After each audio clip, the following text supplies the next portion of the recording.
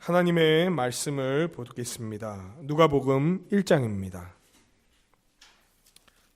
지난주 1장 1절에서 4절까지 했죠. 이어서 5절부터 25절까지 유대왕 헤롯 때에 아비야 반열에 제사장 한 사람이 있으니 이 이름은 사가랴요. 그의 아내는 아론의 자손이니 이름은 엘리사벳이라. 이 두 사람이 하나님 앞에 의인이니 주의 모든 계명과 규례대로 흠이 없이 행하더라. 엘리사벳이 잉태를 못함으로 그들에게 자식이 없고 두 사람의 나이가 많더라. 마침 사가랴가 그 반열의 차례대로 하나님 앞에서 제사장의 직무를 행할세 제사장의 전례를 따라 제비를 뽑아 주의 성전에 들어가 분향하고 모든 백성은 그 분향하는 시간에 밖에서 기도하더니 주의 사자가 그에게 나타나 향단 우편에 선지라. 사가랴가 보고 놀라며 무서워하니 천사가 그에게 이르되 사가랴여 무서워하지 말라. 너의 간구함이 들린지라. 내 아내 엘리사벳이 내게 아들을 낳아주리니 그 이름을 요한이라 하라. 너도 기뻐하고 즐거워할 것이요 많은 사람도 그의 태어남을 기뻐하리니 이는 그가 주 앞에 큰 자가 되며 포도주나 독한 술을 마시지 아니하며 모태로부터 성령의 충만함을 받아 자손을 주 곧 그들의 하나님께로 많이 돌아오게 하겠음이라. 그가 또 엘리야의 심령과 능력으로 주 앞에 먼저 와서 아버지의 마음을 자식에게 거스르는 자를 의인의 슬기에 돌아오게 하고 주를 위하여 세운 백성을 준비하리라. 사가랴가 천사에게 이르되 내가 이것을 어떻게 알리요? 내가 늙고 아내도 나이가 많으니이다. 천사가 대답하여 이르되 나는 하나님 앞에 서 있는 가브리엘이라. 이 좋은 소식을 전하여 내게 말하라고 보내심을 받았노라. 보라, 이 일이 되는 날까지 내가 말 못하는 자가 되어 능히 말을 못하리니 이는 내가 내 말을 믿지 아니함이오니와 때가 이르면 내 말이 이루어지리라 하더라. 백성들이 사가랴를 기다리며 그가 성전 안에서 지체함을 이상히 여기더라. 그가 나와서 그들에게 말을 못하니 백성들이 그가 성전에서 환상을 본 줄 알았더라. 그가 몸짓으로 뜻을 표시하며 그냥 말 못하는 대로 있더니 그 직무의 날이 다 되매 집으로 돌아가니라. 이후에 그의 아내 엘리사벳이 잉태하고 5달 동안 숨어 있으며 이르되 주께서 나를 돌보시는 날에 사람들 앞에서 내 부끄러움을 없게 하시려고 이렇게 행하심이라 하더라. 아멘.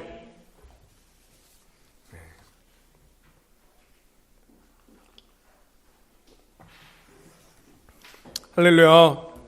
예배 가운데 정말 선하고 정결한 마음으로 나아오길 원하는 여러분들을 진심으로 환영합니다. 우리는 누가복음을 통해서 하나님의 놀라운 구원 역사를 함께 살펴보고 있습니다. 지난주에 누가복음 첫 번째 서원에 대해서 얘기를 했었죠. 누가복음은요, 하나님의 백성이라고 일컬어졌던 이스라엘, 그 유대인들에게만 하나님의 복음이 전해지는 게 아니라는 것을 처음부터 알려주며 나아갑니다. 누가복음은 누구에게 쓰여졌었나요? 네, 이방인, 헬라인이었던 데오빌로라는 사람에게 쓰여진 편지였습니다. 벌써 수신자를 보건대 이 복음은 이스라엘과 유대인에게서만 끝나는 복음이 아니라 온 세상을 향한 하나님의 계획이 들어있다는 것을 보여주는 그 단어. 이 땅에 하나님을 사랑하는 모든 데오빌로들에게 주어지는 말씀이었다고 이렇게 이야기를 하고 있어요. 그럼 그들에게 주어지는 복음, 그 복음의 내용, 그 핵심이 뭡니까? 바로 우리 주 예수 그리스도시죠. 그래서 누가복음은 예수님에 대한 이야기를 쫙 기술하고 있어요. 수많은 목격자들과 증인들에게 증언을 받아서 기록된 하나님의 영감, 성령의 영감으로 기록된 하나님의 말씀인 누가복음이기 때문에 우리는 이 말씀을 더 신뢰하고 더 마음 가운데 확신을 갖고 받아들일 수 있는 거예요. 더 나아가서 예수님의 얘기를 어떻게 기록했다고 썼습니까? 세심하고 차례대로 정확하게 순서에 따라 우리가 예수님에 대해 더 잘 이해할 수 있도록 그 순서를 작성해서 기록했기 때문에 이 누가복음의 내용을 순서대로 잘 따라가다 보면은 예수님에 대해서 더 잘 알 수 있는 거예요. 확실하게 알 수 있는 거예요. 오해하지 않고 믿을 수 있는 거예요. 복되게 받아들일 수 있는 거예요. 우리만의 생각으로 하나님과 예수님을 만들어내지 않고 하나님이 알려주신 그 말씀인 성경을 따라 우리는 예수님에 대해서 이해할 수 있는 거예요.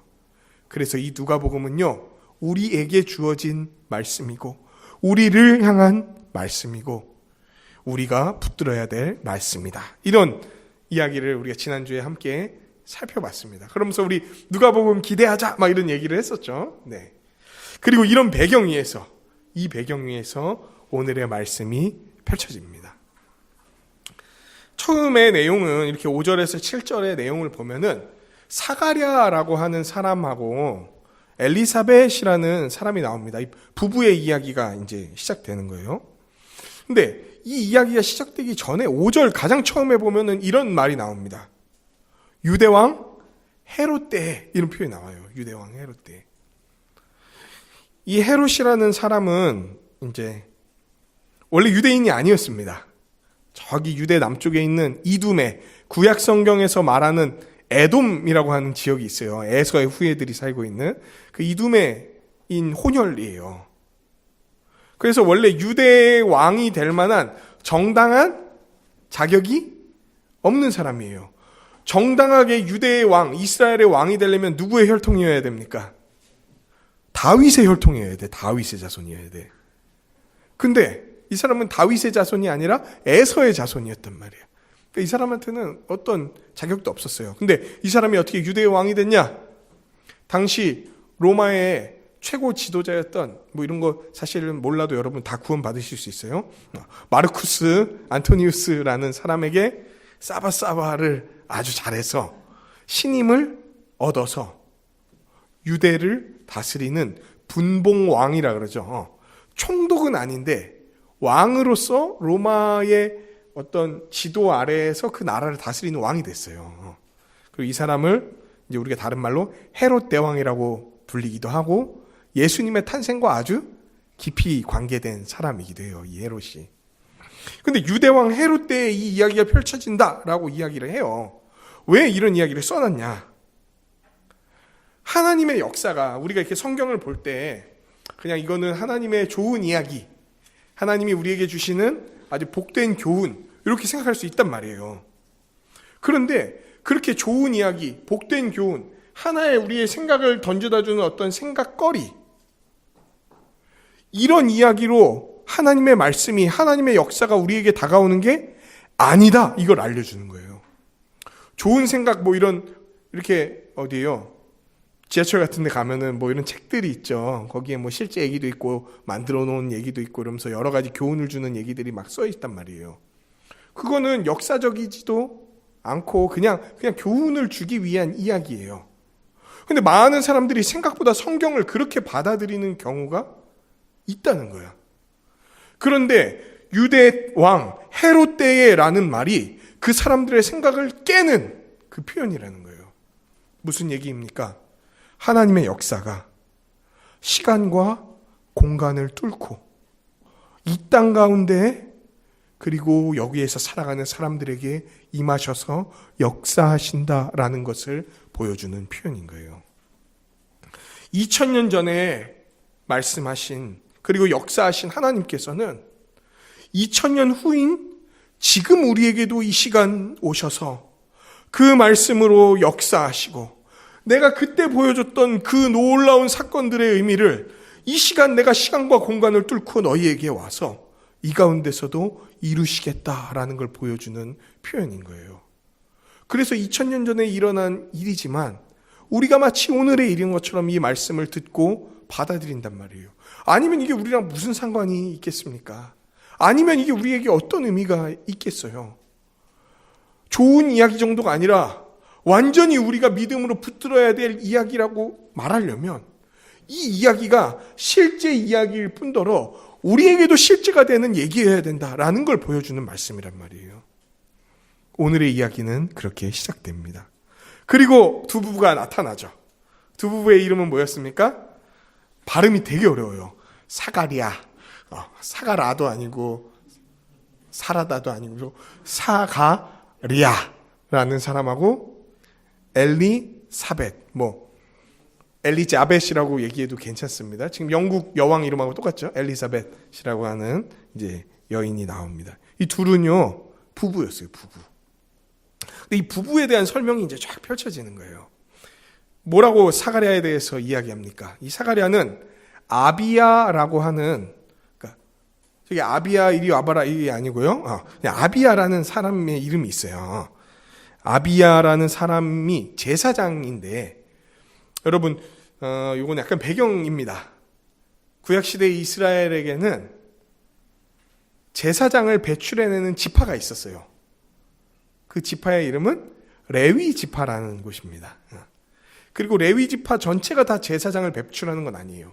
그 안에서도 제사장을 배출할 수 있는 어떤 사람들이 있었어요.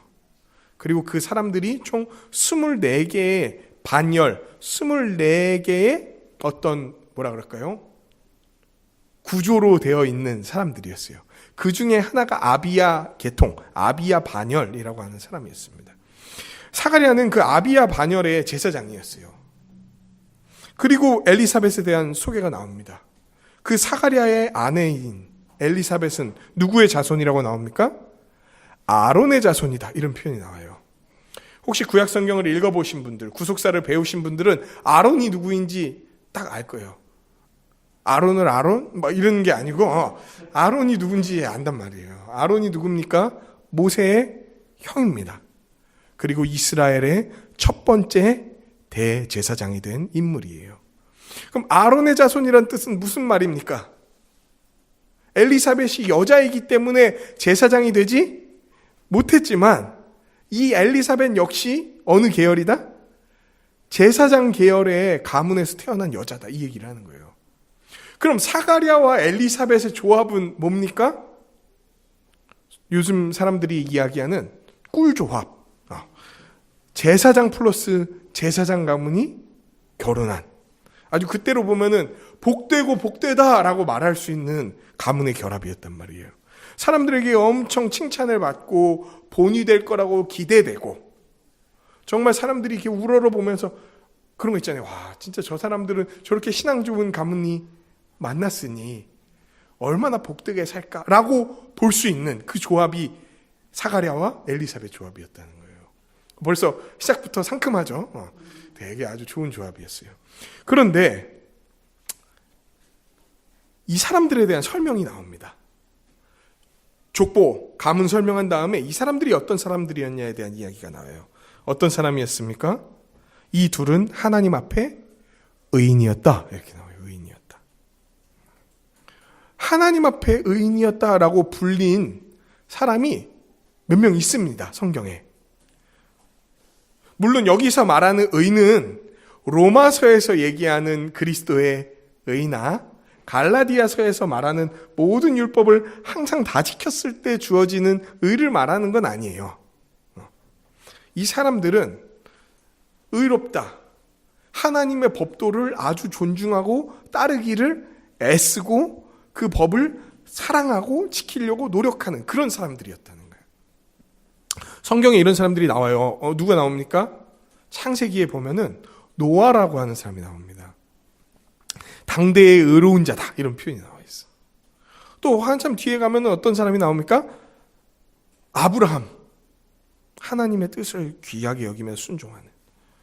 또 그 하나님 마음에 합한 자다라는 표현이 나오는 다윗, 이런 사람들이 이런 평가를 받았다는 거예요. 그러니까 하나님이 사가랴와 엘리사벳에 대해 이렇게 평가했다는 건 이 사람들이 정말 하나님 앞에 신실하게 살아가려고 아주 애쓰고 귀한 삶을 하루하루 살아간, 그러니까 그 조합에 부끄럽지 않은 삶을 살아가는 사람들이었다는 거예요.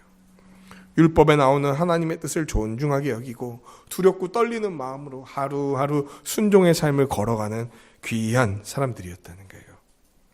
그런데요, 이들의 설명은 여기에서 그치지 않습니다. 성경은 이런 사가랴와 엘리사벳이 겪고 있는 상황에 대해서 소개를 합니다. 뭐라고 나왔나요? 엘리사벳이 잉태를 못해서 자식이 없다. 거기에다 엎친 데 덮친 격으로 나이까지 많아져 버렸어. 잉태를 못해. 잉태가 무슨 말입니까? 임신을 못한다는 얘기예요. 근데 잉태를 못한다고 성경에 나올 정도면은요, 그냥 어쩌다 보니까 뭐가 안 됐네 이게 아니고 알고 있는 거예요. 도저히 내 몸이 잉태할 수 없는 몸. 거기에다 나이까지 많아져 버린.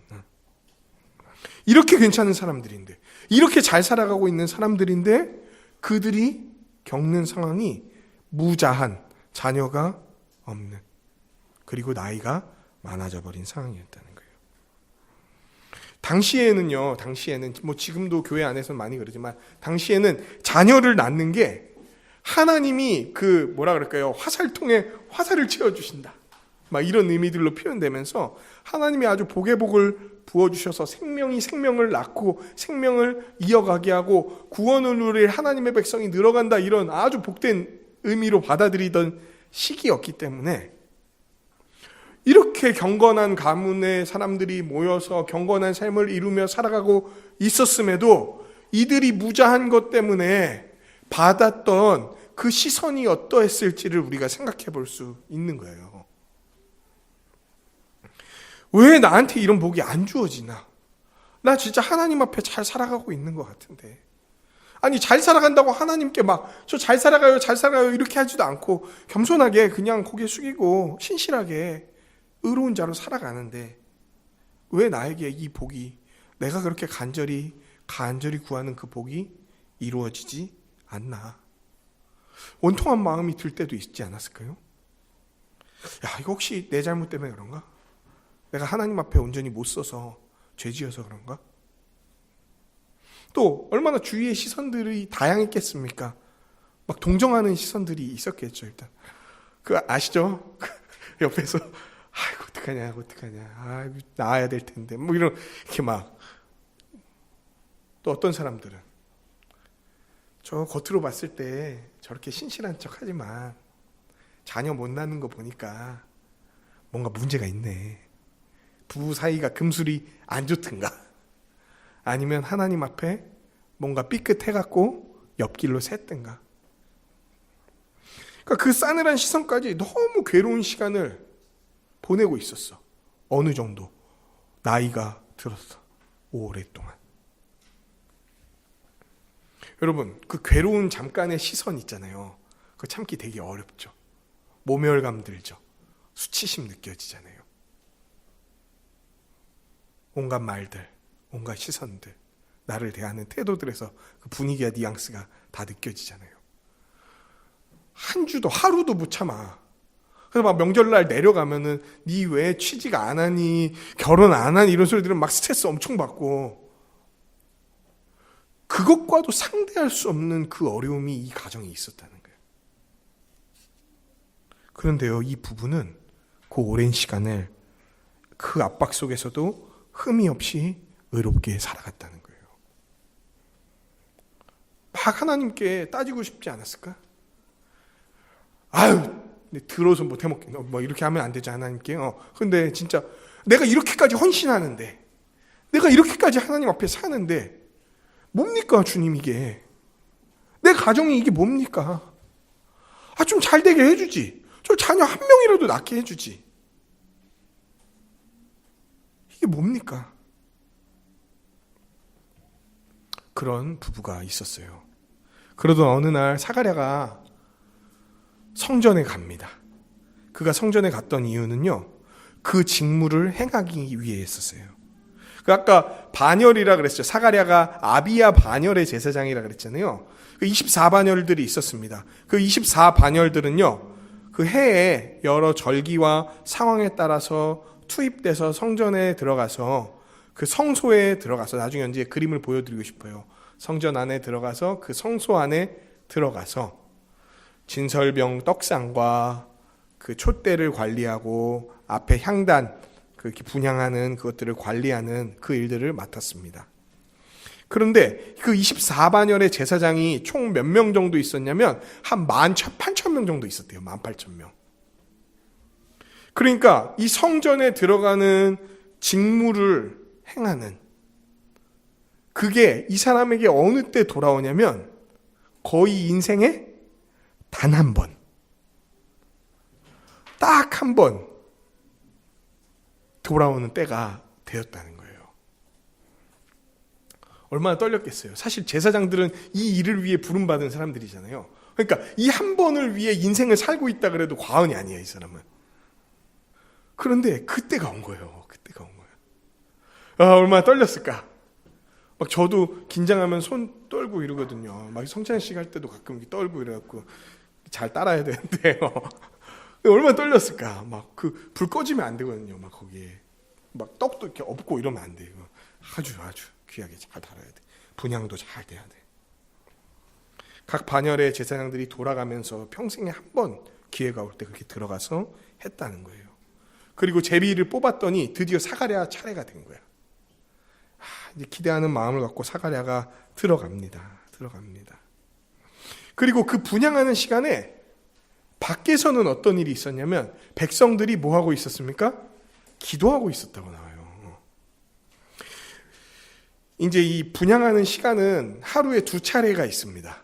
오전 분향이 있고요, 오후 분향이 있어요. 오전 분향 때에는 백성들이 없습니다. 일찍 분향 드려요.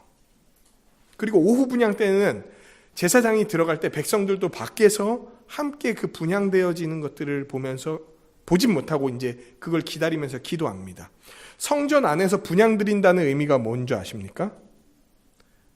성전 안에 아주 향내를 제대로 피워서 좋은 냄새 나게 해야 되겠구나. 이게 아니에요. 성전 안에 향을 피운다는 건 하나님, 우리가 당신께 우리의 기도를 드리오니, 이 향이 이렇게 올라가잖아요. 우리의 기도를 받아 주시옵소서. 이 백성의 기도를 들어 주시옵소서. 이 내용이에요. 분향을 드리는 게. 그래서 백성들이 그 밖에서 함께 기도하는 게 되게 이렇게 매치가 되는 그 내용인 거예요. 그때 백성들은 무엇을 놓고 기도했냐면, 아버지, 저의 남편 승진하게 하여 주옵소서. 이 기도가 아니야. 그때 한 기도는 뭐였습니까?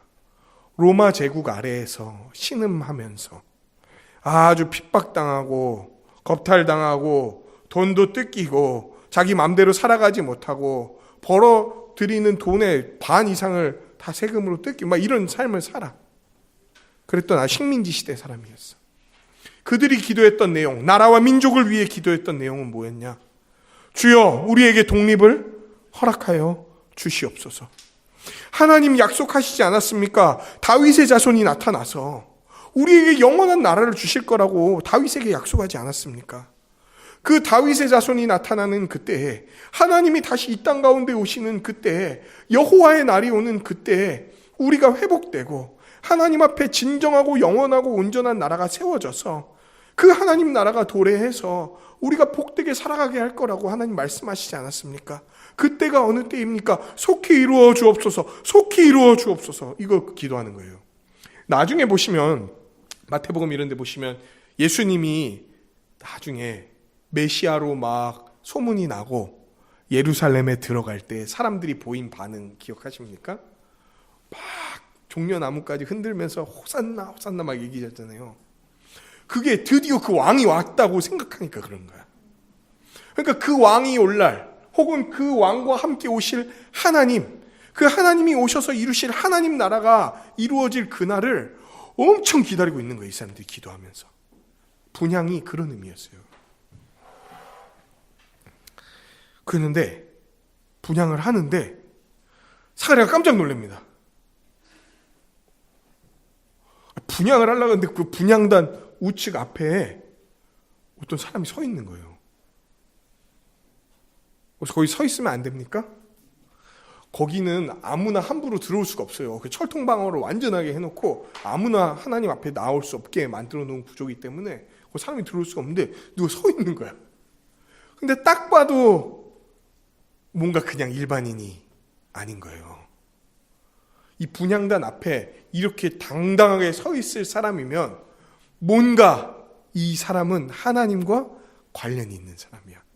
그러니까 대번에 사가랴가 어떤 마음이 드냐면 두렵고 떨리는 마음이 듭니다. 야, 이거 뭐냐 이거. 그때 이 사람이 얘기를 합니다. 무서워하지 말아라. 무서워하지 말아라. 나는 주의 사자인데 무서워하지 말아라. 내가 주, 곧 하나님의 메시지를 갖고 온 사자인데, 이 사자는 이 사자가 아니죠. 사자라는 건 메시지를 갖고 온 사람이라는 거예요. 주님의 메시지, 하나님이신 메시지에 갖고 온 사람인데 날 두려워하지 마라 라고 말하면서 뭐라고 얘기합니까? 그 뒤에 너의 간구함이 들렸다 이 얘기를 하는 거예요. 지금 백성들의 기도 제목을 갖고 이 나라와 민족의 회복을 위해서 기도하는 이때에 오셔서 얘기하시는 거예요. 너의 간구함이 들렸다. 사실 지금 저의 간구함은 좀 더워서 선풍기를 켜는 건데, 혹시 여러분도 좀 더우시면은 저 뒤에 형제에게 어필해 주시면 네, 좋습니다. 네. 자, 그럼 계속 말씀을 전하겠습니다. 주의 사자가 무서워하지 말라 그러면서 너의 간구함이 들렸다라고 얘기해요. 사가랴의 간구는 어떤 간구였을까요? 그 시간에 사가랴가 한 간구는 나라와 민족이 회복되기를 위한 간구였을 거예요. 아마 분향하면서 이들에 대한 기도를 했을 거예요. 이게 자녀에 대한 간구는 아니었을 거라고. 사실 자녀에 대해 간구하던 시간은 끝이 났을지도 몰라요. 잉태를 못하고 나이가 많아져 버렸기 때문에. 이 기도는, 그 자녀에 대한 기도는 이 사가랴에게 있어서는 이미 지나가 버린, 이미 사라져 버린, 그러나 마음 한편에 시린 것으로 남아있는 그런 기도 제목. 여러분, 제가 말하는 게 어떤 느낌인지 아실 거예요. 이렇게. 근데 그렇게 기도했는데, 그렇게 간절히 구했는데 이제는 그 가능성마저도 완전히 사라져 버린 그런 기도였을 거예요. 그래, 하나님 선하신 분인데 나의 간절하고 이 고통스러운 기도 제목을 들어주시지 않았구나 라고 하는 불편한 기억으로 남아있는 어떤 기도 제목이었을 거예요. 그리고 사가랴는 역시 아들에 대한 기도보다 나라와 민족에 대한 기도를 하고 있었을 겁니다. 근데 주의 사자가 사가랴에게 상상할 수도 없었던, 기대하지도 못했던 놀라운 얘기를 하는 거야. 뭐라고 얘기합니까? 아내 엘리사벳이 아들을 낳을 거다. 아내 엘리사벳이 잉태할 수 없는 그 여인이 나이가 많아져 버렸어. 그것도 남자와 여자 둘 다. 더 이상 온전한 생식 기능을 할 수 없는 그 자들에게 아들을 낳을 건데 그 이름을 요한이라고 해라. 어디서 많이 들어본 스토리 아닙니까? 그 한 명의 노인네라는 좀 그래도 노인분을 불러다가 그 가족을 불러다가 잉태하지 못하는 아내를 둔, 그리고 나이가 많아져 버린, 불러다가 내가 너로부터 하나님 나라 시작하겠다. 그리고 태어난 아들, 거기다 이름도 지어주잖아. 이삭이라고 해라. 어디서 많이 본 이야기. 그렇게 아들이 안 생겨서 그렇게 기도하면서 하나님 자녀를 주십시오. 그리고 내가 자녀를 주실 때 내가 이렇게 수치스러운 기간을 오랫동안 보냈는데 하나님이 자녀가 주신다면 정말 이 자녀가 하나님의 뜻과 무관한 게 아니라 하나님의 구원 역사에 맞닿는 그런 자녀로 살아가게 하여 주옵소서 라고 하니까 주신 자녀인 사무엘, 이런 것들과 이제 딱 비슷한 얘기가 펼쳐지는 거예요. 이름까지 줬어. 와, 이거 놀라운 얘기 아닙니까? 이거 들었을 때 사가랴가 어떤 기분이었을까요? 어떤 생각이었을까? 아들을 주겠다는 거야, 아들을. 주의 사자가 와서. 그러면서 주의 사자는 이야기를 이어가요. 뭐라고 얘기합니까? 그 아들의 탄생이 너하고 너뿐만 아니라 많은 사람에게도 기쁨과 즐거움이 될 것이다. 이렇게 얘기를 하는 거야. 근데 뭐 이상해. 사가랴에게 아들이 생긴다는 거는 사가랴의 그리고 엘리사벳의 기쁨이 확실하죠. 근데 왜 많은 사람의 기쁨과 즐거움이라고 할까? 1번, 사가랴가 친척과 지인이 많았다. 2번, 이 아들의 탄생이 뭔가 많은 사람에게 미치는 놀라운 일들을 가져오는 그 하나님의 구원 역사와 연관이 되어 있다. 정답은 말하지 않아도 알아요. 초코파이 답 2번이지. 2번. 요한이 탄생하면 너의 그 간절한 기도가 들어지면서 너의 수치가 벗겨지는 것뿐만 아니라 많은 사람들이 그 하나님의 구원 역사와 맞닿게 되는 놀라운 일들이 시작될 거야. 그래서 요한의 탄생은 너를 비롯하여 많은 사람에게 기쁨과 즐거움이 될 거다. 요한은 바로 주 앞에 이 아도나이 하나님이거든요. 하나님 앞에 큰 자가 될 거다 이렇게 얘기해요. 아무한테나 붙이는 얘기는 아니에요. 하나님 앞에 큰 자가 될 거라는 건 엄청난 칭호입니다. 구원 역사와 관련된 놀라운 삶을 살 것이기 때문에 이런 자가 나타났다는 게 마치 멈춰버린 것 같이 느껴지는 하나님의 구원 역사의 바퀴가 다시 돌아가는 것처럼, 다시 시작되는 것처럼 여겨지는 것을 얘기하기 때문에 마지막 구약 성경인 말라기로부터 벌써 400년이 지났어요. 그 사이에 한 명도 선지자가 나타나지 않았어. 하나님의 음성이 들리지 않았다고. 그럼 백성들은 어떻게 생각했습니까? 여러분, 기도하고 한 2년 3년 지나면 벌써 무슨 얘기합니까? 에이씨 에이씨라고까지는 안 해도 뭐야 이건 접어야 되나 보다 시원하게 막 이런 생각들 하잖아요. 400년이 지났어요. 그런데 그것을 위해 아직도 기도하는 이스라엘 백성들이 있었고 드디어 구원의 바퀴가 움직이기 시작했다는 거예요. 요한이 주 앞에 큰 자가 될 거야. 그런데 그 요한은 어떤 애냐면 포도주나 독한 술을 마시지 않아. 뭐 애기니까 안 마셔. 뭐 이런 게 아니라 그 사람이 커서도 포도주나 독한 술을 마시지 않는다는 거예요. 그러니까 그럼 포도주나 독한 술을 마시지 않아야 아무튼 제대로 된 신앙인이구나. 뭐 이런 얘기 하는 거 아니에요? 나중에 예수님은 포도주를 드십니다. 그럼 이 얘기는 뭐냐? 이 사람이 절제하면서 타인과 구분된 뭔가 하나님의 메시지와 사명을 받았다는 것을 충분히 드러내는 그런 사람으로 살아가게 될 거다라는 걸 얘기하는 거예요. 그러면서 이어서 더 얘기하는 건 뭡니까?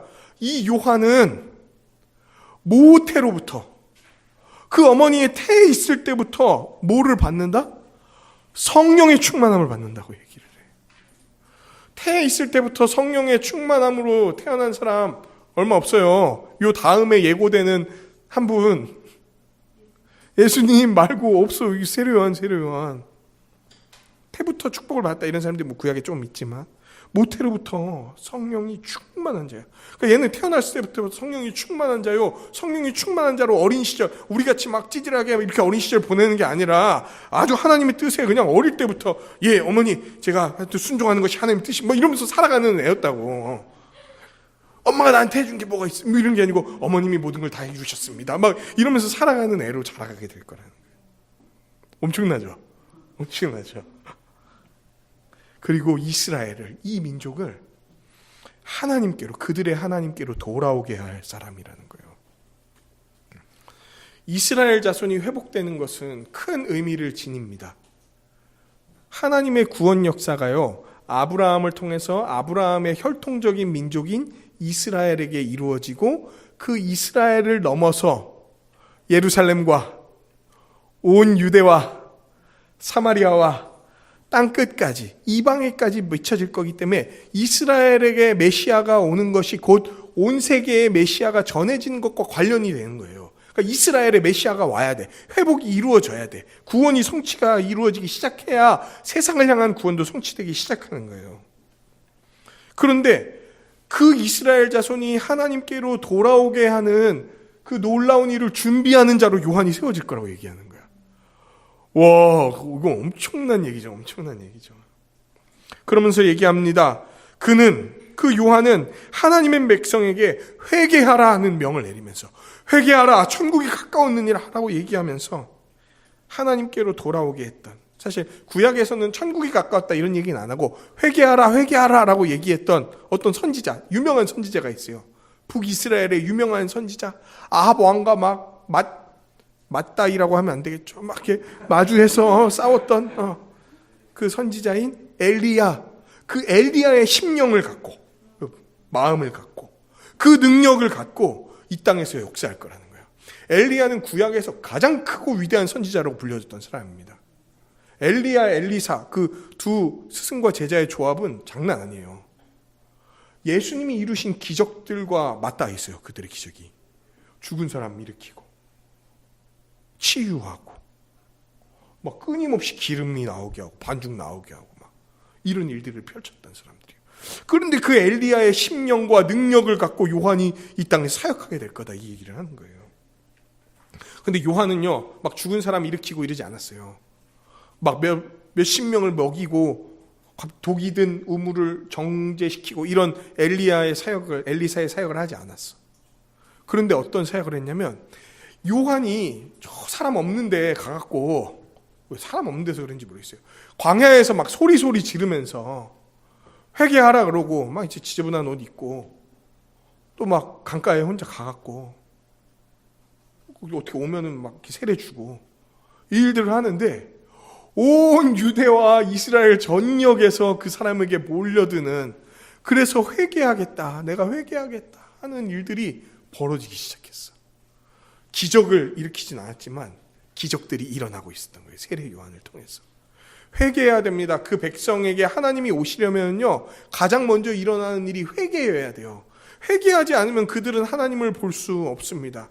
회개하지 않으면 청결한 마음이 되지 않기 때문에 하나님을 고대하지 않아요. 자기를 죄인이라고 인정하지 않으면 하나님을 찾지도 않고, 자기가 죄인이라고 생각이 안 들면, 내가 영원히 멸망해야 될 자라고 여겨지지 않으면 주님이 내게 필요 없다라고 생각하면서 살아간단 말이에요.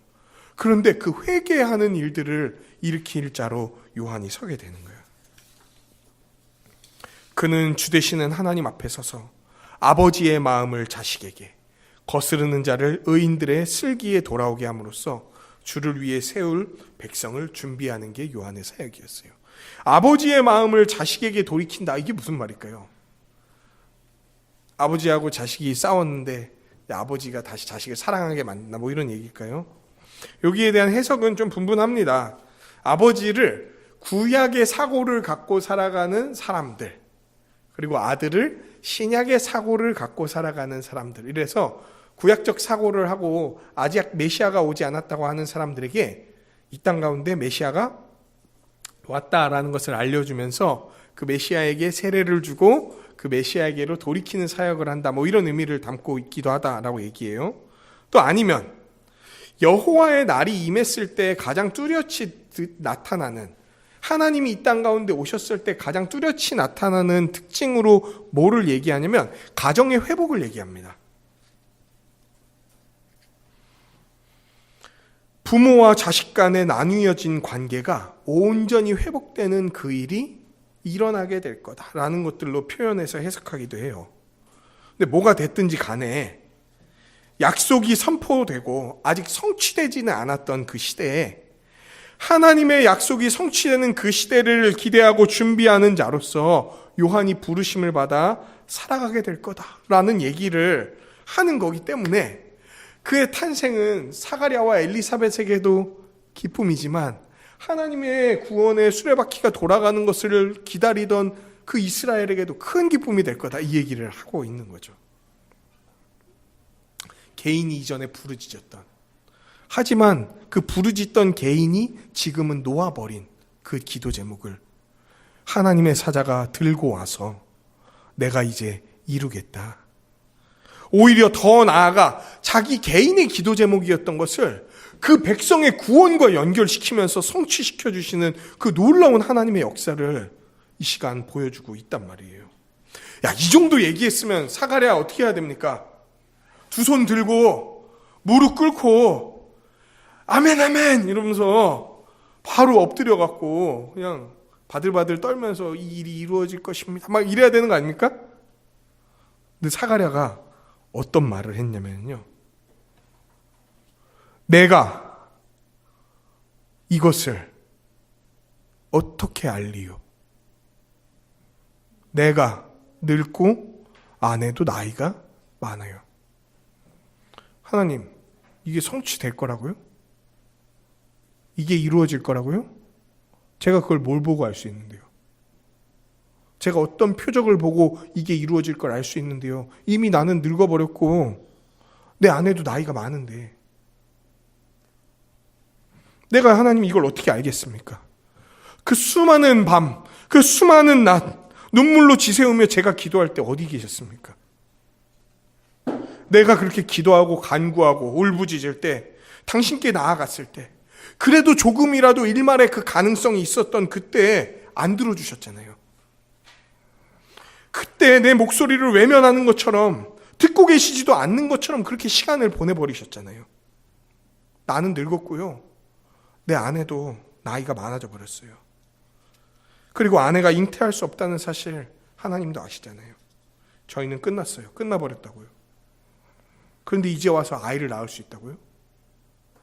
그 성취가 이루어질 수 있다고요? 게다가 그 아이가 우리의 기도의 성취일 뿐만 아니라 온 이스라엘과 세상의 복된 소식을 알릴, 그들을 하나님께로 나오게 하는 그런 것들을 준비하는 그 놀라운 일을 할 거라고요? 제가 이것을 뭘로 알 수 있겠습니까?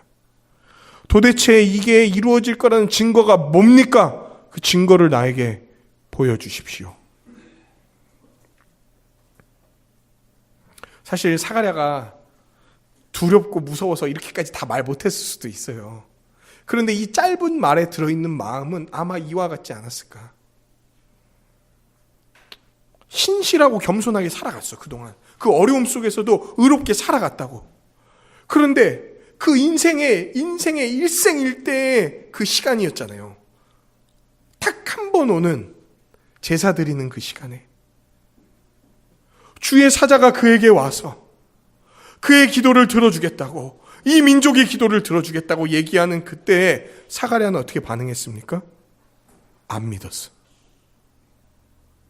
오히려 그 증거를 나에게 보이라 라고 얘기했어.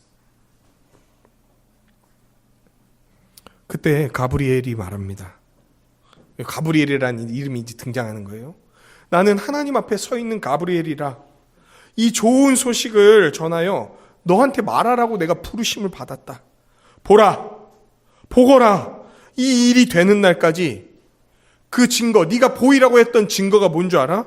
너가 말 못하는 자가 돼서 능히 말을 못하게 될 것이니 이는 너가 내 말을 믿지 아니함이었거니와 때가 이르면은 내 말이 이루어지는 것을 너는 보게 될 거다.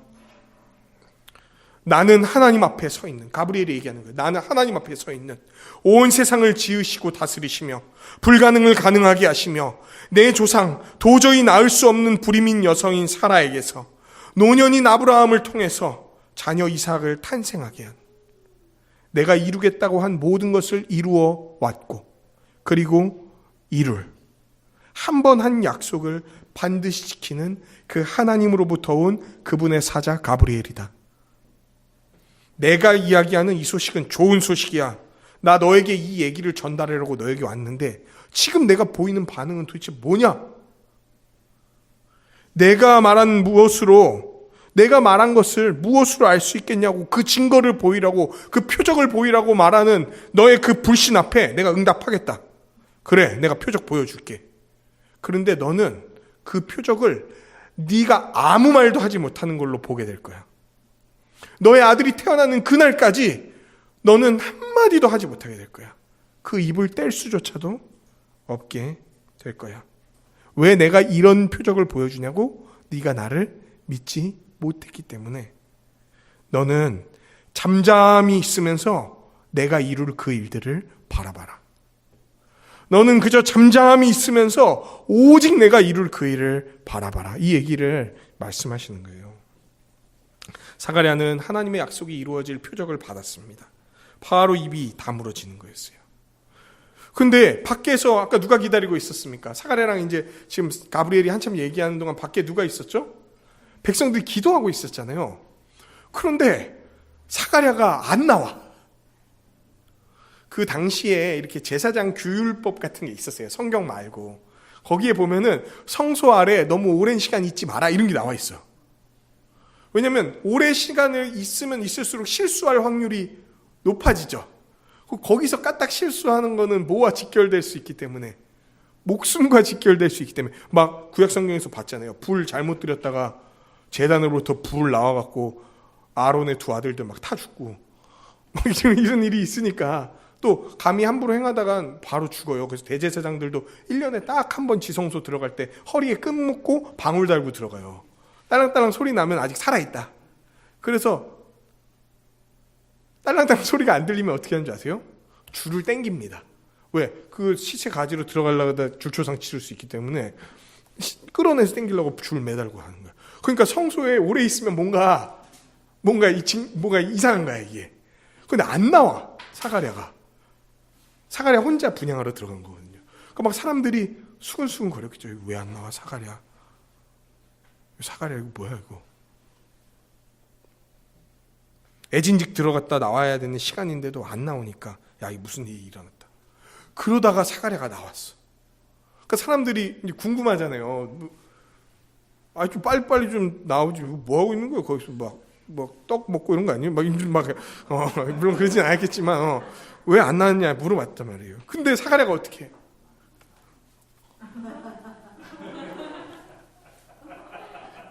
했겠지. 이제 여기서 몸짓을 했다고 나와요, 성경에. 몸짓으로 얘기했다고. 입을 벌리진 못했을 거예요. 왜냐면 입 벌리면 대충 알잖아요, 내가 막. 이러면 이제 금지나 뭐 이런 게 보이잖아요. 이러진 않았을 거야, 아마. 몸짓으로 얘기해야 될 정도 입이 완전히 다물어진 상태. 야, 그래서 백성들이 감지하는 거예요. 지금 성소에서 무슨 일이 일어났구나. 사가랴에게 이거 뭔 일이 일어났구나. 환상을 보았다라고 생각을 했어요, 이 사람들이. 그러니까 뭔가 하나님의 위대한 어떤 일이 사가랴에게 일어났구나. 근데 사가랴는 말을 못해.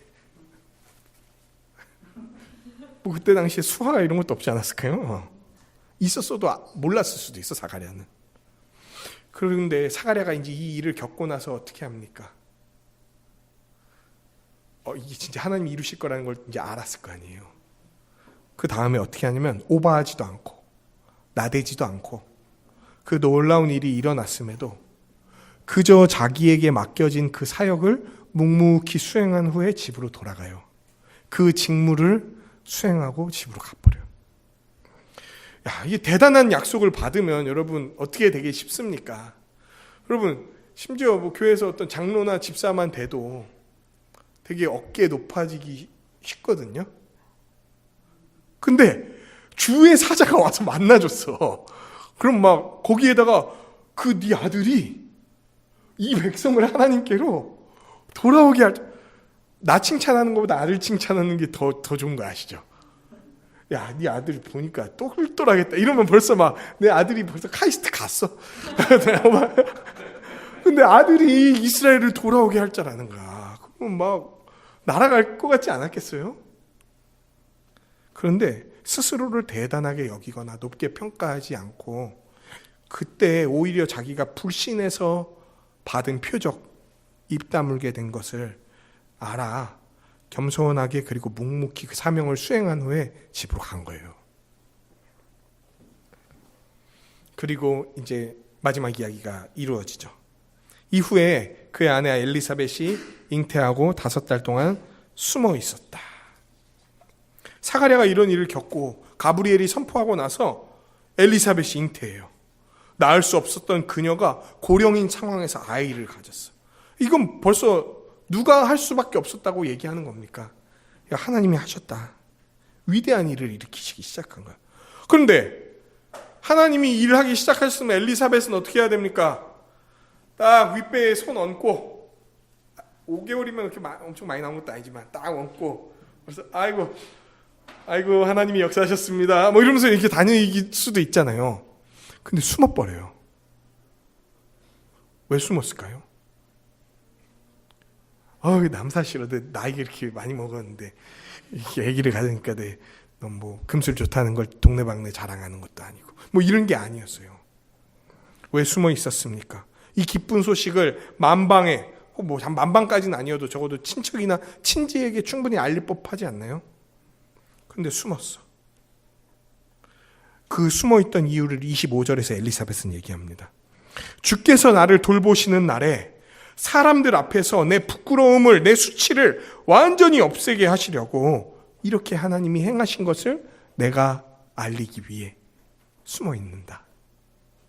그리고 내가 이것을 알리게 되는 그날 내 수치는 완전히 사라지게 될 거다. 이 잉태가 주님이 하신 일이라고 엘리사벳은 고백하는 거예요. 그리고 하나님이 이거 이루셨음을 분명하게 드러내기 위해서 내가 잠시 숨어 있을 거다라고 얘기하는 거예요. 남편 사가랴가 말하지 못하고 잠잠히 그 시간을 기다려야 됐던 것처럼 나 엘리사벳도 하나님이 이루실 일을 잠잠히 기다리면서 그날에 하나님이 이루셨다. 그것을 하나님이 이루셨고 나를 돌보셨다. 내 수치를 걷어내셨다라고 말하기 위해서 다른 사람들 앞에 자랑하거나 떠벌리지 않고 숨어 있었던 거예요. 내가 자랑하지 않아도 하나님이 이루셨음을 나를 보는 많은 이들이 알게 될 것이다 라고 얘기하면서 오늘의 본문은 이야기를 마칩니다. 이 본문을 보면서 적용을 해봤습니다. 오늘 본문에 나온 세례 요한의 출생 예고는요, 여러분, 새로운 시대가 시작된다라는 서언이고 선포예요. 모든 복음서의 시작에는 누가 등장하냐면 세례 요한이 등장합니다. 예수님의 얘기인데 왜 세례 요한의 얘기부터 시작할까? 그 세례 요한이 이사야서 그리고 말라기에서 예고되었던 하나님이 이 땅 가운데 다시 오시는 여호와의 날, 마지막 날에 이 찬양의 가사가 그거 얘기해요. 그 여호와가 오시는 그 날에 나를 준비하기 위해 이전에 앞서서 선지자가 올 건데 엘리야와 같은 자가 올 거다. 말라기가 그렇게 얘기해요. 엘리야와 같은 자가 와서 내 앞길을 준비할 거야. 그러니까 너희가 엘리야와 같은 자가 이 땅 가운데 오는 것을 보거든 뭐가 시작됐다는 걸 알아라. 하나님의 구원 역사가 이제 본격적으로 시작된다는 것을 알아라. 이 얘기를 하는 거예요. 세례 요한의 이야기는 구원 역사가 펼쳐지기 시작한 거예요. 오랫동안 구약 백성들이 기다려오고 로마서에서 의하면 모든 피조물이 고대해온 하나님의 구원 역사가 열매를 맺으려고 하는 이 결정적인 시기에 이 사건은 영원 속에서 계획되고 예고되었던 그 하나님의 계획이요, 시간과 공간을 뚫고 역사 가운데 유대 땅에 헤롯이 다스리던 그때에 이스라엘 땅에 거했던 애통함 속에서도 신실하게 오랜 시간 살아왔던 노년의 부부인 사가랴와 엘리사벳에게 구원의 소식을 나타낸 거예요. 위대한 스토리가 시작이 된 거예요. 그리고 우리는 볼 수 있습니다. 이 놀라운 사건을 통해서 비참한 우리의 깊은 그 개인적인 절망 같은 게 있을 수 있어요. 그 속에서도 우리가 어떻게 하나님과 관계를 맺을 수 있는가, 어떻게 그분의 구원 역사에 접붙여질 수 있는가에 대해서 배우게 돼요. 여러분, 하나님의 구원 역사, 하나님의 역사하심이 그냥 우리랑 좀 거리가 먼 어떤 그냥 이렇게 큰 예수 그리스도 보내고 이루어온 그런 놀라운 일이라고 생각하지 마세요. 그 일이라고 여기지 마세요. 하나님의 역사는요, 그 거대한 구원 역사 속에서도 우리 개개인에게 다가와서 이야기하시고 적용하시고 나타내시는 아주 개인적이고 친밀한 역사라는 사실을 분명히 알아두세요. 맞아요. 인류 전체를 좌지우지하는 역사이면서도 우리 각 개인에게 오셔서 말씀하시고 나타내시는 역사라고. 저 멀리서 내가 널 돌볼 거다 라고 메아리처럼 울려 퍼지는 그냥 하나의 메시지가 아니라 실제 우리의 삶을 통해서 나타나는 하나님과 상호관계를 맺을 수 있는 그 일들로 생생하게 나타나게 될 거라고 얘기하는 거예요. 하나님의 구원 역사와 우리의 삶을 떼어놓지 맙시다. 하나님의 구원 역사가 여러분 개개인에게 온전하게 펼쳐질 것을 믿습니다. 두 번째로, 우리는 사가랴와 엘리사벳이 처한 상황을 봅니다. 사가랴와 엘리사벳의 모습은 우리에게 본보기가 돼요. 그들은 개인적인 절망이 있었죠. 자녀를 낳을 수 없는 몸이었고 노년이 됐어. 그런데도 어떻게 했습니까? 하나님을 신실하게 섬겼어요. 상황이 역전되었을 때, 즉 아이가 이제 생긴다고 얘기했을 때에도 엘리사벳은 하나님을 잊어버리지 않았어요. 막 우리 알잖아요. 갑자기 기도 제목 성취되고 너무 좋은 일 있으면 그거 자랑하다가 이거 하나님이 이루신 일이었다는 걸 까먹고 그냥 막 설레발만 치는 시간들을 막 가질 수 있었는데 엘리사벳은 그러지 않았어. 그녀를 위해 통해 일하시는 그 일들을 함께 기뻐했단 말이에요. 그래요. 우리 삶에 고통이 있어요. 그리고 우리의 고통은 엘리사벳과 사가랴가 겪었던 그 자녀가 없는 고통이 아닐지도 몰라요. 하지만 삶에는 절망으로 이끌어가는 수많은 일들이 있습니다. 이미 여러분이 겪어 오셨던 그리고 겪을. 그런데 사가랴와 엘리사벳은 자기들이 오랫동안 은혜를 받지 못하고 있다. 하나님, 내가 이렇게 기도하는데 왜 응답 안 하시냐라고 할 법한 그런 상황 속에서도 그 비통함에, 그 비참함에 굴복하지 않았다는 거예요. 예배할 때는 조용히 해야 돼. 조용히 해야 돼요. 제가 그냥 하나씩 가르쳐 줄게. 걱정하지 마. 비통함에 비참함에 굴복하지 않은 사가랴. 이 모습을 보면서 하나님이 야, 너 의롭다. 진짜 흠이 없다 라고 말한 이유 중에 하나일 거예요. 사람들 보통 뭐 조금 일 일어나면 야, 하나님 어디 있냐? 뭐 나 구원한 거 맞냐? 은혜 준 거 맞냐? 내 삶은 이게 뭐냐? 에이, 안 믿었을 때가 더 좋았는데 막 이러면서 막 헛발질을 하고 이럴 때 사가랴와 엘리사벳은 끝내 하나님을 신뢰했어. 끝내 하나님을 신뢰했어. 우리는 이렇게 더 하나님을 의지하는 법을 배울 필요가 있어요. 때때로 이런 우리의 절망에 대한 하나님의 대답이 명확하지 않을 때가 있어요. 왜 도대체 나에게 이런 일이 일어났는지 설명할 길이 없을 수도 있어.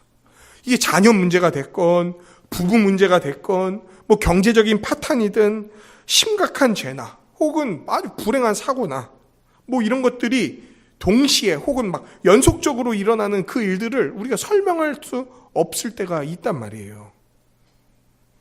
어려운 일들을 막 하나만 안 오죠. 보통 같이 오잖아요. 막. 그런데 하나님이 말씀하세요. 너희의 삶에 절망과 고통이 없을 거라고 내가 약속하지 않겠다. 하지만 이 상황 속에서도 너희가 나를 신뢰하며 나아가길 나는 원한다. 그리고 너희를 향한 나의 선한 뜻은 한 번도 포기된 적이 없다. 나는 너희를 향해 늘 긍휼하고 선한 마음을 갖고 끝내 너희의 인생을 가장 복된 길로 인도할 거다. 비통함은 우리 삶의 기쁨을 끊어놓고 분노와 좌절이라는 열매들을 낳을 거예요. 그러나 그런 상황 속에서도 우리 하나님을 신뢰하고 의지하고 그분 손 꼭 붙들며 나아갈 때 하나님은 우리가 전혀 생각하지 못했던 방식으로 우리의 기도를 성취하기 시작한다는 것을 우리는 발견할 수 있어요. 세 번째로, 우리는 하나님의 약속에 대한 사가랴와 엘리사벳의 반응을 봅니다. 사가랴를 보면은 이거 하나님이 경우에 따라서는 진짜 성도들에게 참 어려운 시간을 통해서 다루시는구나. 우리 어려운 시간 통해서 많이 다뤄오셨죠, 여러분? 참 힘들었던 시간들이 있었잖아요. 근데 그 시간들이 이렇게 지나갔을 때 우리가 한자 한자 자라가고 그 영혼이 자라고 하나님을 조금 더 닮은 모습으로 변모되었던 것을 우리가 보지 않습니까? 그런데 어려움이 있을 때 어떤 사람들은 이렇게 반응합니다. 하나님을 대적하지는 않아요. 막 하나님이 없다. 하나님 없어. 내 기도를 안 들어주는 거 보니까 하나님 없네. 이렇게 하진 않아도 하나님께 굉장히 냉소적으로 대하는 사람들이 있어. 하나님은 안 하시는 거 보니까 뭐 못 하시는 거 아니야?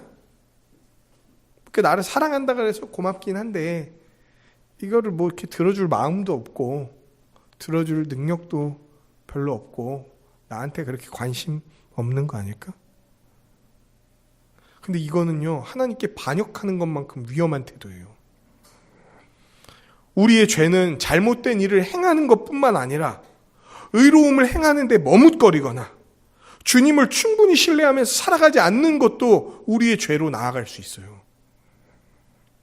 하나님이 말씀하시면 우리는 어떻게 반응해야 됩니까? 아멘이라고 하면서 분명하게 믿음으로 취해야 됩니다. 사람들이 종종 어려움을 겪으면 어떤 생각합니까? 내가 피해자다 이런 생각을 생각해요.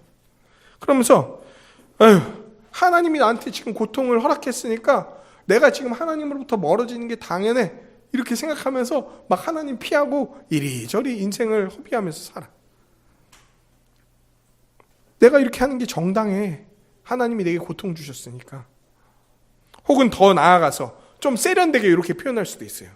하나님 지금 안 들어주셨지만 저 괜찮아요. 그 안 들어주셨어도 내 지금 나름 잘 살고 있으니까 더 이상 하나님을 크게 기대하지도 이렇게 바라지도 않고 적당히 이 정도로 하나님하고 이 정도 관계를 유지하면서 살겠습니다. 그렇게 하나님 너무 많이 사랑하지도 않을 거고 나 실망하니까. 그리고 그냥 또 그렇다고 너무 이렇게 연을 끊지도 않고 적당히 이 텐션, 이 긴장을 유지하면서 저 하나님 대하겠습니다. 이런 미적지근한 태도로 나아가기도 한다는 거예요. 여러분, 관계의 유지라는 것, 가만히 있을 때 관계의 유지라는 건 없어요. 반드시 관계는 끊임없이 발전하든가 아니면 퇴보하든가예요. 유지하는 정도에 만족하는 순간부터 퇴보가 시작됩니다. 내가 기대한 그때에 이루어지지 않았다고 해서 하나님에 대한 기대를 저버리는 건 여태까지 베풀어 주신 모든 은혜를 다 저버리는 거예요. 그거는. 그리고 때때로 하나님이 우리에게 가장 좋은 것들을 주시기 위해서 기다리게 하시기도 하고 어떤 것을 가져가시기도 해요. 더 좋은 걸 주시려고. 그때 우리가 의심하거나 냉소적인 태도로 하나님을 대하는 것은 아주 위험한 바야. 왜? 하나님은 약속하신 바를 반드시 이루시니까. 성취의 시간이 딱 왔을 때 이루어지는 것을 볼 때 우리는 알죠. 야, 그때 내가 간구해서 그때 안 들어진 것보다 지금 들어진 게 훨씬 좋구나. 그래서 이렇게 기다리게 했구나. 이거 이렇게 얘기할 거면서 그럴 거면서 왜 그때는 이렇게 불평하고 원망하고 코리안 스타일 빨리빨리 왜 이거 안 해준다고. 우리가 인내하며 주를 기다릴 때 주님은 우리에게 생각도 할 수 없는 것들을 주신단 말이에요. 가장 좋은 거 그분이 알고 계세요. 사가랴하고 엘리사벳은 그 이전에 아들을 원했습니다. 아이를 원했어요. 사가랴하고 엘리사벳은 그 옛날에 아이를 원했는데요. 그들이 얻은 것은 구약 시대의 마지막 가장 위대한 선지자였어요. 우리의 상상을 뛰어넘는 것을 이루시는 하나님의 역사가 있습니다. 기다리고 고대합시다. 네 번째 적용, 마지막 적용입니다. 이때쯤 되면은 이제 제 스승님이 목사들에게 얘기하라고 한 게 있습니다. 12시 반이 됐을 때 설교가 더 진행될 것 같으면 성도들에게 사과를 해라. 설교가 지연되어서 죄송합니다. 하지만 이 말씀을 연구하는데 너무 좋은 거예요, 이게. 이거 정말 잘 들려드리고 싶다. 이게 정말 우리의 이야기가 됐으면 좋겠다. 지금 이런 얘기할 시간이 없죠. 네 번째. 우리는 사가랴와 엘리사벳에게 주어진 하나님의 약속을 봅니다. 사가랴와 엘리사벳이 처한 상황을 우리가 봤잖아요. 그들의 반응을 봤잖아요. 그리고 이제는 우리는 사가랴와 엘리사벳에게 주어진 하나님의 약속을 봅니다. 신실한 그들의 개인적인 기도가요, 놀랍게 하나님의 거대하고 위대한 구원 경륜과 맞닿아서 성취가 되는 거예요. 그 부부에게 있어서 오랜 삶의 슬픔, 빈자리, 애통이었던 그 시간이 하나님의 주권적인 구원 역사를 이루어가는 위대한 조각이었다고 성경이 얘기하고 있는 거예요. 절망이 위대한 소망으로 바뀌었어. 인생에 단 한 번 제비 뽑기로 들어간 그 시간에 하나님이 사가랴에게 찾아오셨고 그의 삶에 개입하셨어요. 그리고 그 부부를 통해 하나님은 역사를 이루어 가세요.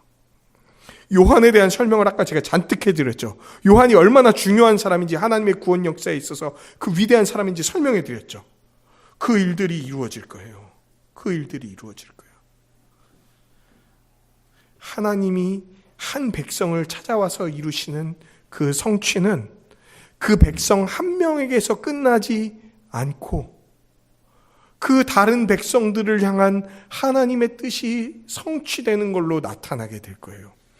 여러분이 하나님의 뜻 가운데 간구함으로 하나님께 기도했던 내용들 있잖아요. 정말 내가 이거 하나님의 뜻 가운데서 정말 이것들을 위해 간절히 구합니다 했던 내용들이 성취될 때에 그게 여러분에게서만 끝나지 않고 더 나아가서 우리의 사랑하는 한 몸 된 교회에게, 더 나아가서 이 세상에게도 복을 가져다주는 성취로 이루어질 거라고 하나님이 말씀하고 계시는 거예요.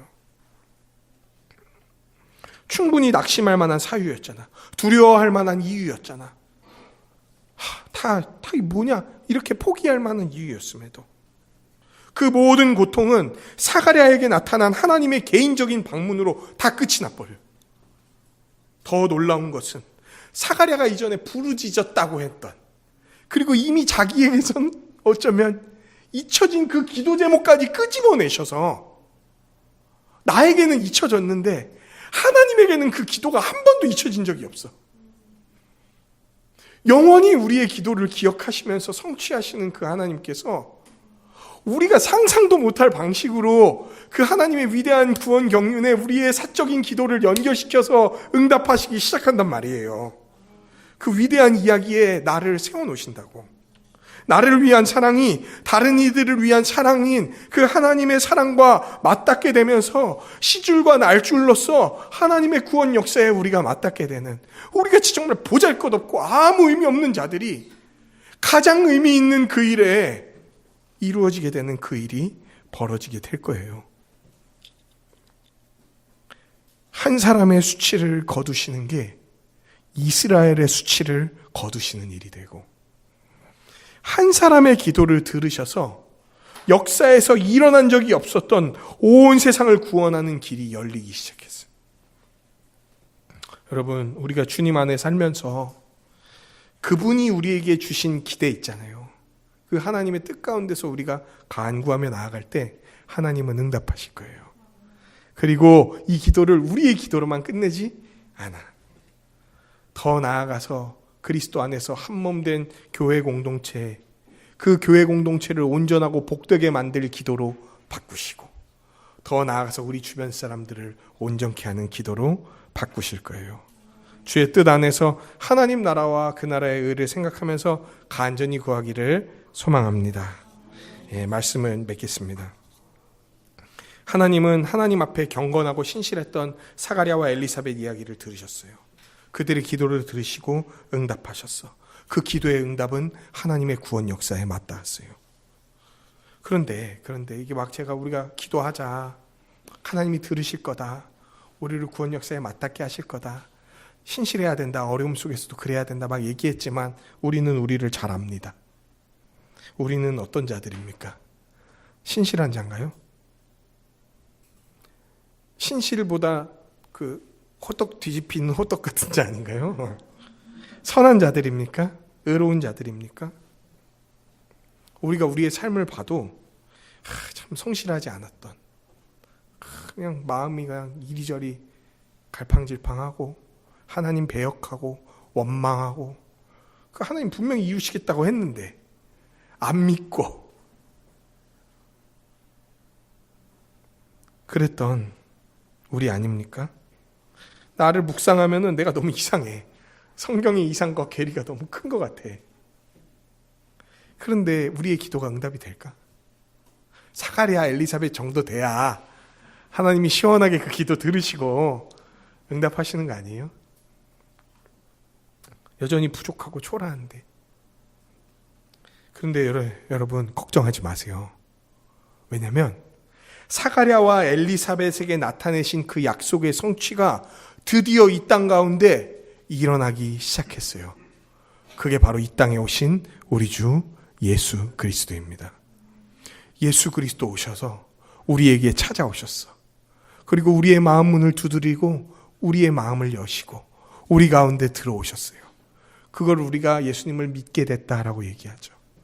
그 믿음으로 말미암아 우리같이 하등 사랑받을 만한 자격이 없는 자가, 의롭다고 여김받을 그 어떤 근거도 없는 자가 예수님 안에, 하나님의 아들이신 예수님 안에 들어간 것 때문에 이제 하나님을 누구라고 부를 수 있게 됐냐면 아버지라고 부를 수 있으면서 그분께 나아가서 그분께 기도하고 우리의 기도를 들어주시는 그런 관계가 됐다는 거예요.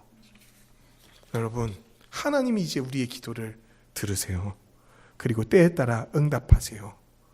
우리가 때로는 신실하지 못해도, 우리가 많이 부족해도 우리 안에 계신 예수님 때문에 우리의 기도를 들으세요.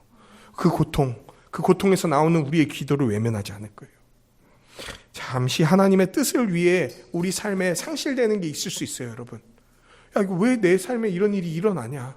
왜 내가 이 어려움에 처하냐? 그런데 신실하시다면서, 사랑이 많으시다면서, 자비하시다면서 그분이 우리를 내버려 두지 않고 끝내 우리의 기도를 이루실 것을 믿음으로 취하십시오. 어쩌면 우리의 기도는 이미 응답됐다고 얘기해야 될지도 몰라요. 안 됐는데? 내 고통이 아직 끝나지도 않고 이 문제가 원인도 모르겠고 해결도 안 됐는데? 근데 왜 내가 이미 하나님이 우리의 기도를 들었다라고 말하시는 줄 아십니까, 제가? 그 모든 기도의 응답, 기답이라는 건 기도의 응답의 줄임말을 제가 지금 한 거예요. 그 기도의 응답의 근원이 되시는, 그리고 그 기도 응답의 해결이 되시는 그분을 이미 우리에게 주셨기 때문입니다. 네, 예수 그리스도를 우리에게 주셨기 때문이에요. 참된 구원인 그분을 주셨기 때문에 이미 기도 응답이 시작되었고 이루어질 거예요. 이를 통해 우리 역시, 작은 우리 역시 사가랴와 엘리사벳처럼 하나님의 위대한 역사에 맞닿게 되었습니다. 의심하지 말고 기대합시다.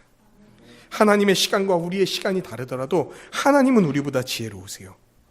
우리의 기도를 들으시고 응답하시고 이미 응답하신 그분을 향해서 그분의 뜻 안에서 간구하며 응답받는 우리 한세사람 교회가 되기를 간절히 소망합니다. 아멘. 기도하겠습니다.